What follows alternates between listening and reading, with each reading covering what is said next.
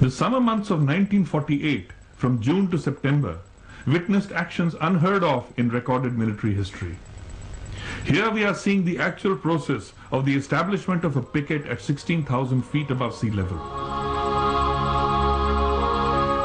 This was filmed on the 11th of June 1948 as a platoon of the Patiala infantry scrambled up the rock pinnacles of the Great Himalayan Range and, after slogging through deep snowfields, reached the summit ridge near Bodh Kulanganj, overlooking the Zojila Pass, and a picket was established here.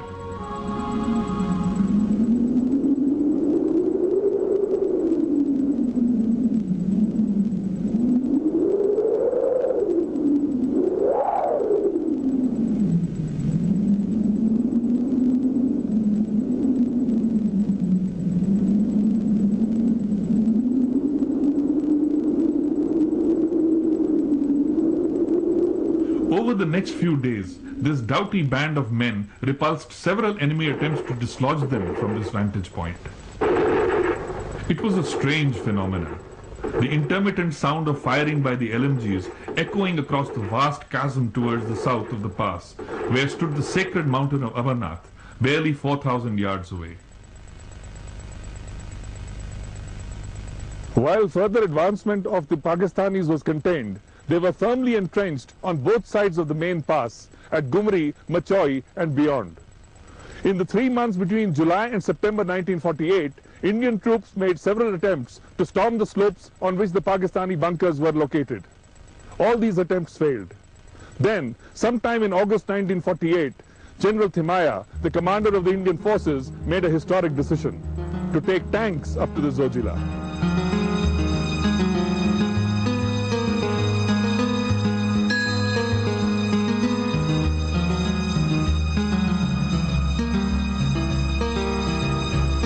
When Thimaya's plan was put before the cabinet by Sardar Baldev Singh, a rambling debate ensued as to the viability of the ambitious general's plan to haul World War vintage Stuart tanks to a height of 12,000 feet above sea level. Sardar Patel clinched the issue, saying, "This man, the military man Thimaya, knows his job. Why are we discussing this?" Thimaya decided to build a road from Baldal to Zojila, a distance of 7 kilometers, where for centuries all that had existed was a mule track. A road wide enough to take armor had to be built.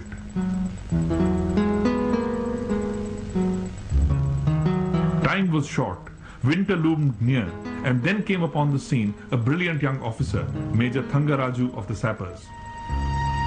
Thangaraju took up the challenge, and within 3 months the road was ready, aptly named Thangaraju Road.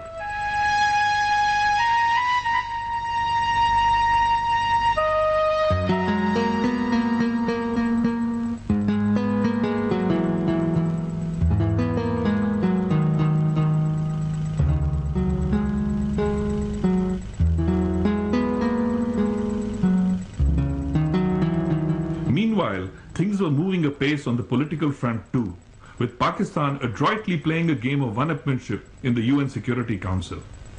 At the initiative of Syria, on the 3rd of June 1948, a 5-member commission was appointed by the Council. The commission proceeded to Geneva and gave itself the title of the United Nations Commission for India and Pakistan, UNCIP.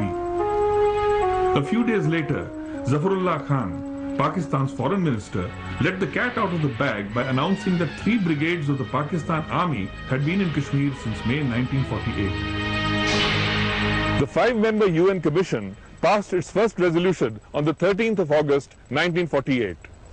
This took note of the presence of the Pakistani Army in Kashmir. When first introduced, the resolution was clear on the inevitable withdrawal of the Pakistani forces from the Maharaja's dominions. In order to circumvent this, Pakistan feverishly went about raising 32 battalions of the so-called Azad Kashmir forces.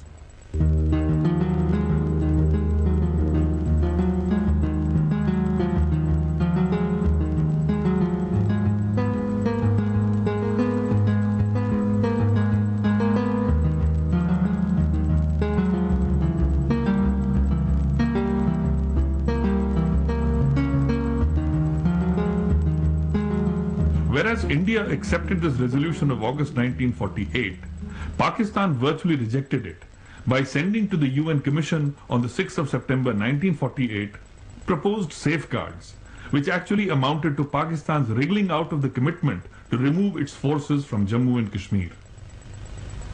The ploy used by Pakistan lay in making a distinction between the Pakistan Army and the recently raised Azad Kashmir Army.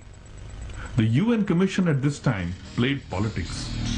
Whereas, on the one hand, Nehru was assured that the Commission would not recognize the Azad Kashmir government, to Sir Zafarullah Khan, Pakistan's representative, it gave the assurance that the Azad Kashmir government was the de facto government of Pakistani-held areas of Jammu and Kashmir.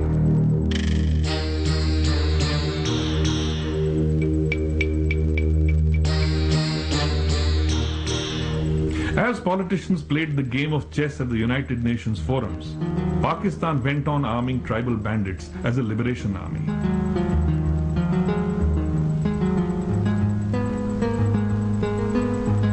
In the autumn of 1948, there was a sort of lull before the storm.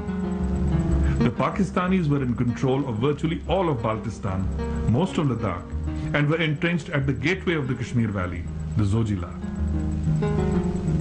On the Indian side, General Thimaya's master plan for the liberation of Ladakh was being given final shape. The road to the pass was complete. Feverish preparations were going on in and around Baltal during the October of 1948. The Stuart tanks had been brought from Srinagar with their turrets removed in a successful camouflage operation. Preparations were coming to a head. The battle for Ladakh was about to begin.